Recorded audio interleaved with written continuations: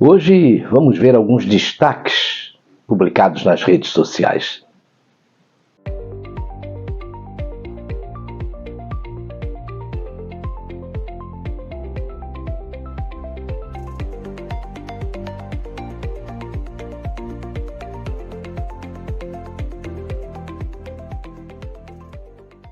Governo teme que processo contra Bolsonaro provoque reação internacional e novas punições. Parece que a ficha está começando a cair do outro lado do espectro político.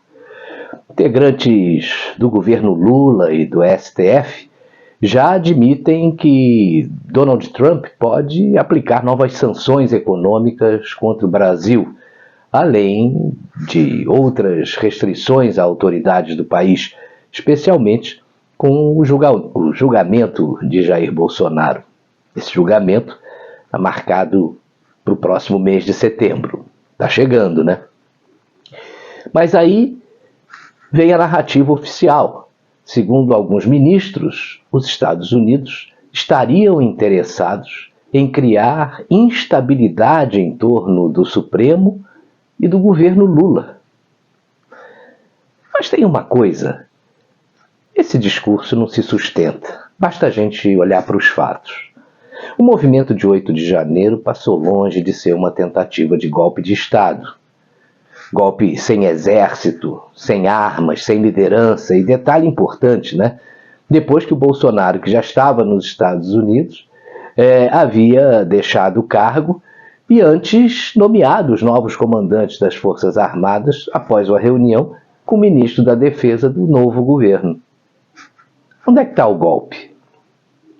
Bom, além disso, vieram à tona as denúncias de um ex-assessor do próprio ministro Alexandre de Moraes, o tal de Tagliaferro. Denúncias graves que expõem os bastidores lá da Suprema Corte. E para não falar da Vaza Toga 2, né? Trazendo aí revelações sérias e muito preocupantes sobre como funciona o tribunal paralelo do ministro Alexandre de Moraes. Diante de tudo isso, é evidente que o problema não vem de Washington. O problema está dentro do próprio Brasil, né? Para mim, o erro do governo Lula é tentar, agora que o Bolsonaro está em prisão domiciliar, culpar os Estados Unidos por uma instabilidade que nasce justamente dos abusos, dos exageros e também da falta de transparência de algumas autoridades brasileiras, simples assim. Não é o governo americano que está minando a confiança no Supremo ou no Palácio do Planalto, né? São os próprios atos e decisões tomadas aqui que talvez ou cada vez mais tirem aí a credibilidade dessas instituições perante a sociedade. Agora, veja a publicação feita pelo deputado Eduardo Bolsonaro. Ao que parece, a celeridade da PF depende de quem seja o cliente. Você já parou para pensar como funciona a seletividade da justiça no Brasil? Olha, esse exemplo aqui é primoroso, né? Veja que em abril desse ano foi descoberto um escândalo bilionário envolvendo o roubo de aposentados do INSS. Um crime gigantesco que tirou dinheiro justamente de quem mais precisa, os aposentados. E até agora, nenhuma providência foi tomada pela Justiça. Nenhum indiciamento, nenhum movimento da PGR nem do próprio governo, em vez de tirar o dinheiro dos ladrões para ressarcir os aposentados, está usando o meu e o seu dinheiro para resolver o problema, mesmo diante aí dessa crise fiscal sem precedentes que o governo Lula nos meteu. E veja como tem coisa estranha nisso aí. O governo tentou impedir a criação da CPMI para investigar justamente esse escândalo. Como ele não conseguiu, partiu para a conquista da presidência e da relatoria, né, dessa comissão, contando aí com as articulações dos desprestigiados Hugo Motta e Davi Alcolumbre. E você já sabe, né? Deu no que deu. Agora, vamos comparar uma coisa, olha só. No dia 20 de maio, esse escândalo seguia sem qualquer denúncia formal. Poucos dias depois, em 26 de maio, o ministro Alexandre de Moraes abriu o inquérito contra o ex-presidente Jair Bolsonaro e o seu filho, que está nos Estados Unidos e é deputado federal, Eduardo Bolsonaro. E não parou por aí. O indiciamento veio em tempo recorde. Aí para pensar, né? Enquanto bilhões foram roubados dos aposentados e nada aconteceu, Bolsonaro e seu filho já estavam respondendo formalmente ao inquérito.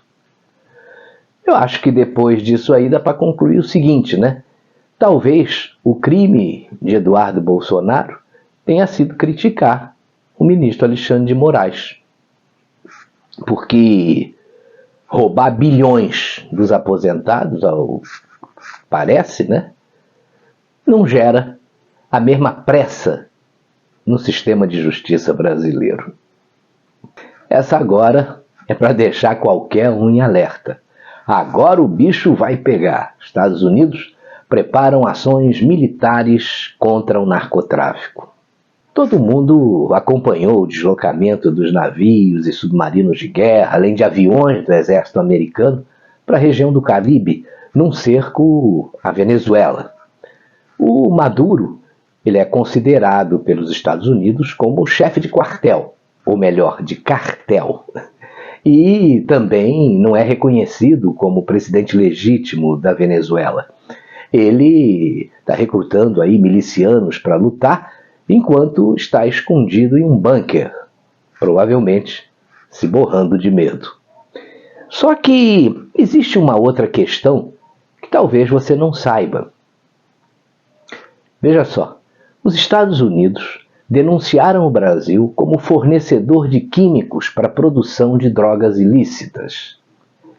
Quem deu essa notícia foi o jornalista Jorge Serrão, no canal Braddock Show aqui no YouTube. Ele também escreve para o jornal Gazeta do Povo. Ele disse que o Departamento de Estado americano classificou o Brasil como o principal país de origem de substâncias para a produção de narcóticos. O relatório diz que o Brasil é ator importante nas cadeias regionais de insumo para cocaína aqui na América do Sul. O país está aparecendo ao lado da China, do México e Índia, como fornecedor dos precursores químicos desviados. Veja um trecho do comentário que ele fez.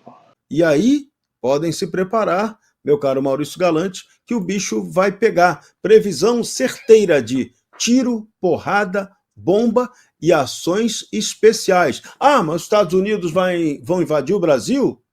Não, mas a tecnologia americana para combater narconegócio, eu já digo para vocês, já invadiu, não vai invadir não. E as ações que virão agora serão espetaculares. Galera do Rio de Janeiro, que se prepare, vocês vão se sentir num daqueles filmes norte-americanos de Hollywood. Não vai, Maurício?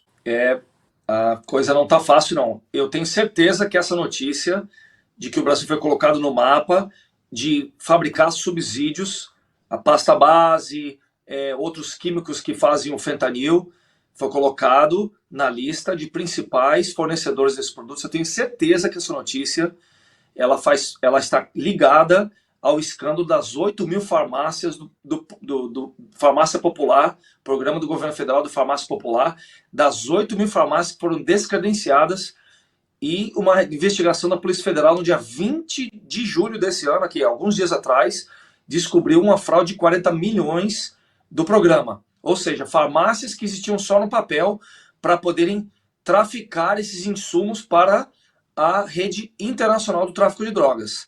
Então, o Trump deixou muito claro que essa é a nova frente. A nova frente fizeram um acordo com a Argentina, então o governo Milei criou uma força-tarefa para combater as atividades do PCC e do Comando Vermelho e do tráfico internacional na Tríplice Fronteira, E no norte, os Estados Unidos agora deu carta branca aos militares para atacarem cartéis internacionais de droga, não só no México, como na Venezuela, como El Salvador, que quase não tem, mas você tem Honduras, você tem Guatemala, que eles são muito atuantes ainda. E aí o que pode acontecer são ataques preemptivos das Forças Armadas Americanas a centros de processamento e distribuição de drogas em todos os países da América do Sul. Todos. E aí, amigo, quem tem responsabilidade começa a fazer seu dever de casa. Porque o governo Trump está mostrando para a América Latina toda que vai colocar a ordem na casa. Ele exige que o espelho do controle desses grupos terroristas e desses grupos criminosos é o que o Bukele fez em El Salvador. Abram cadeias enormes, prendam esse pessoal todo, controlem o problema do tráfico de droga dentro do seu país, porque senão os Estados Unidos vai fazer por você.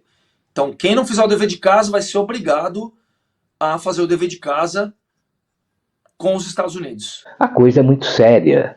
E há pouco tempo atrás já estiveram aqui no Brasil comandantes militares americanos alertando o governo brasileiro por meio do Ministério da Defesa sobre as futuras ações que os Estados Unidos fariam pela América do Sul e América Latina. E parece que ninguém deu muita bola para esse discurso. Agora, com o que está acontecendo lá na Venezuela, a turma deve estar preocupada, né? E tem um outro ponto muito importante que incomoda os americanos, que é a utilização das nossas terras indígenas para esse fim. Veja que há indícios e relatos consistentes de que parte da Amazônia brasileira, inclusive terras indígenas em áreas de fronteira, vêm sendo usadas por redes de narcotráfico, principalmente como corredores logísticos. Isso significa passagem, armazenamento e apoio fluvial e aéreo. Não sei se você sabe, mas já apuraram também que os narcotraficantes estão recrutando e coagindo indígenas para atuarem com eles.